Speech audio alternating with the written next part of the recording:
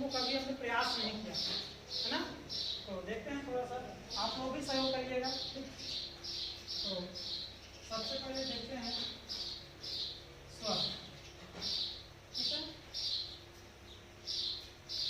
स्वर को भी दो भाग में बांटा गया है, एक होते हैं ह्रस्व स्वर और एक होते हैं दीर्घ स्वर, ठीक है।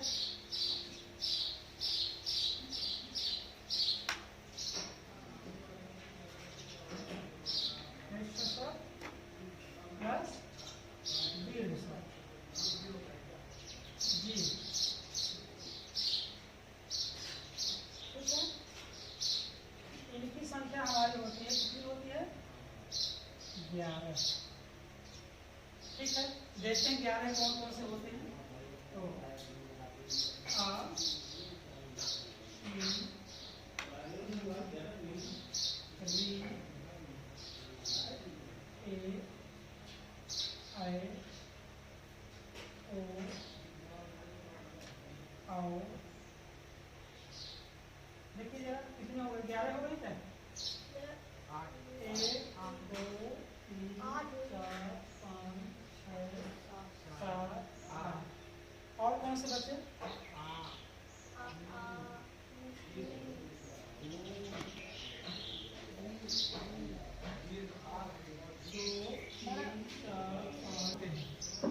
अयोग वाक्य क्या होते हैं?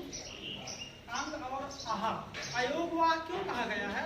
क्योंकि उनका ना तो वो स्वर होते हैं और ना ही वो व्यंजन होते हैं, उनको वहन किया जाता है, अपनी वर्णमाला में उनको वहन किया जाता है, इसलिए उसका नाम क्या है? अयोग वाह कहते हैं, ठीक है।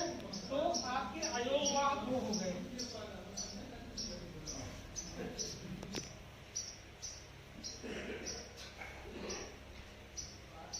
और कौन से हो गए? अंग और आहा। एक छोटा सा प्रश्न फिर पूछना चाहेंगे आपसे, इस अंग को और किसी नाम से जानते हैं? इस अंग को और किसी नाम से जाना जाता है? प्रयास करिए आप बताने का। स्वार बोलते हैं, ठीक है। और इसी प्रकार से इसका भी एक नाम है जी, विसर्ग। नामकरण किया गया है, बता सकते?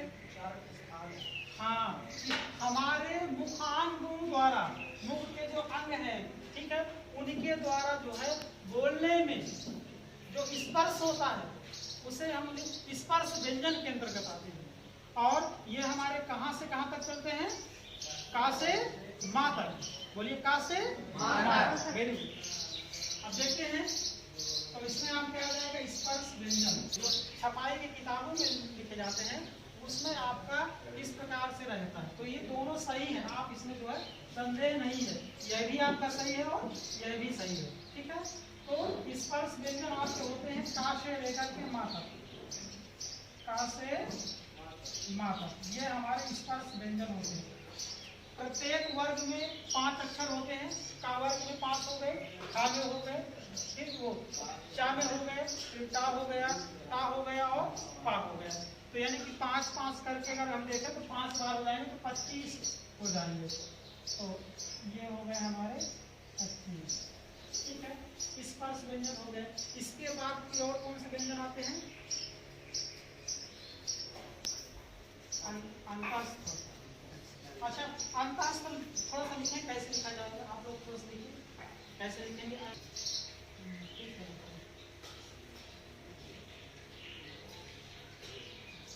बढ़ती है, जब भी कोई चीज आप बोला करिए उसको आप लिपिबद्ध किया करिए। जब आप लिपिबद्ध करेंगे तो उस पर आपका ज्यादा अधिकार हो जाएगा, ठीक है। तो जितना आप बोलते हैं उसको प्रयास करते हैं तो उसको लिपि तरीके से उसको लिपिबद्ध किया जाए। तो देखते हैं अंतस्थ कैसे लिखा जाएगा।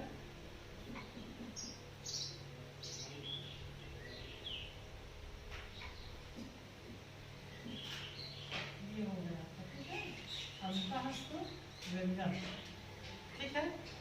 अंतस्थ व्यंजन ये कौन कौन से होते हैं?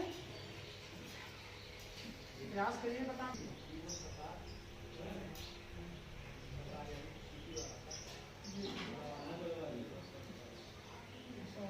थोड़ा सा विचलित हो रहे हैं आप, बता तो नहीं पा रहे हैं। और कोई बताएंगे अंतस्थ में कौन आए? सही बात, बिल्कुल सत्य बात। या, रा, ला और वा, ये हमारे अंतस्थ व्यंजन हो गए। इनकी संख्या कितनी हो गई?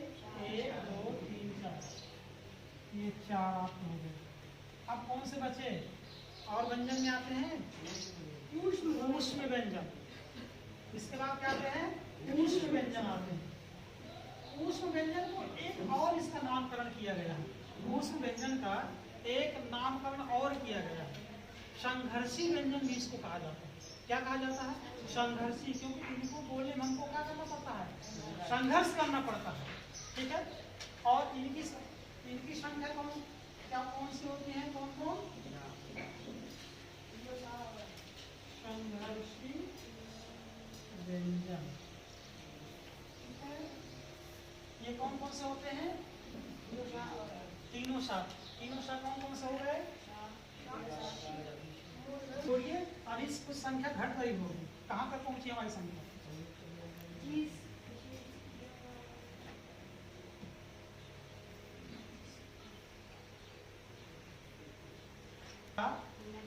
फिर प्रा, ज्ञा और श्रा, संयुक्त व्यंजन। बहुत अच्छी बात।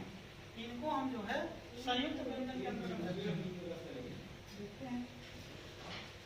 संयुक्त व्यंजन।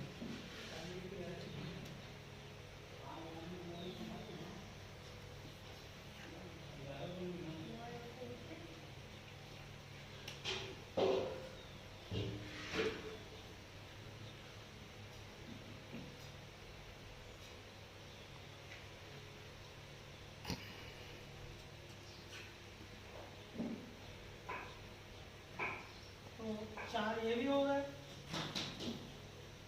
ठीक है।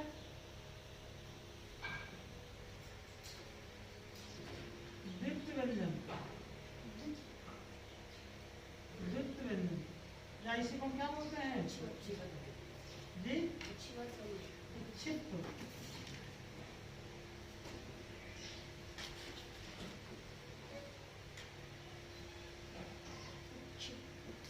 ठीक है।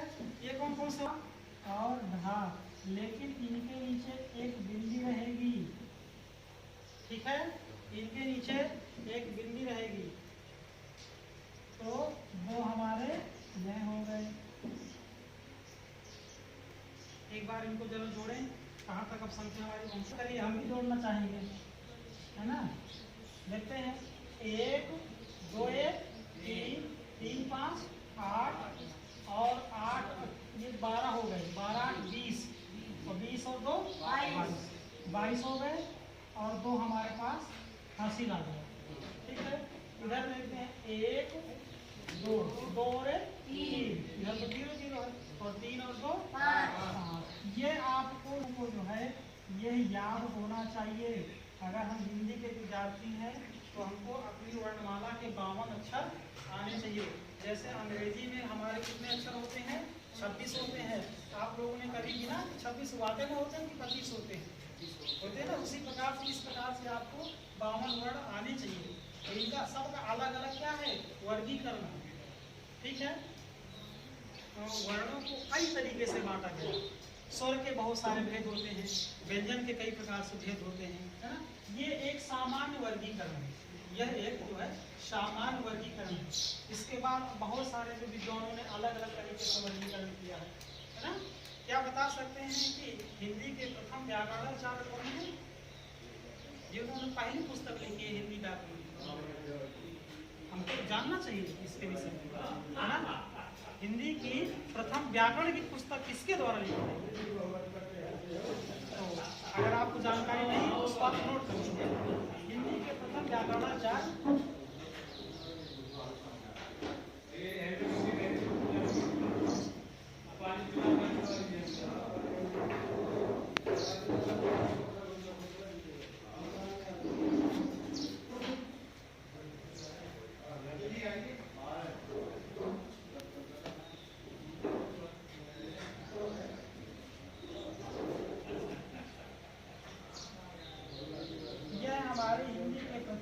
व्याकरणाचार्य हैं, जिन्होंने पहली पुस्तक लिखी हिंदी व्याकरण को, है ना।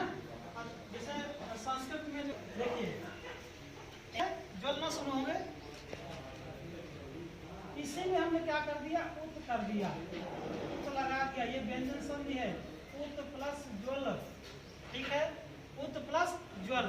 हम लोग क्या करते हैं कि इसको पूरा बना देते हैं, ये पूरा नहीं बनेगा क्योंकि व्यंजन संधि में जो ता है इसका जा बन जाता है, क्या बन जाता है, जा बन जाता है। देखिएगा इसको हमको आधा जा बना दिया, ठीक है, इसमें कोई परिवर्तन नहीं करेंगे, इसमें कोई परिवर्तन नहीं करेंगे, तो ये हमारा ऐसे बन जाएगा उज्ज्वल, ठीक है। इसको सभी विद्यार्थी 2 बार लिख। अच्छा थोड़ा सा आप लोग बताएंगे, ठीक है, सही है या गलत है, बताइए, सही है गलत है, ये या में लगे, ठीक है। अच्छा इस रा को क्या बोलते हैं, क्या बता सकते हैं? ये भी प्रकार का रा है ना, एक रा ये हो गया, ठीक है, एक रा ये हो गया, ये भी एक प्रकार का रा होता है, ये सब लिखते हैं प्रा, ये सब लिखते हैं प्रा, है ना। और एक प्रकार से ये भी रा, किस रा का क्या नाम है?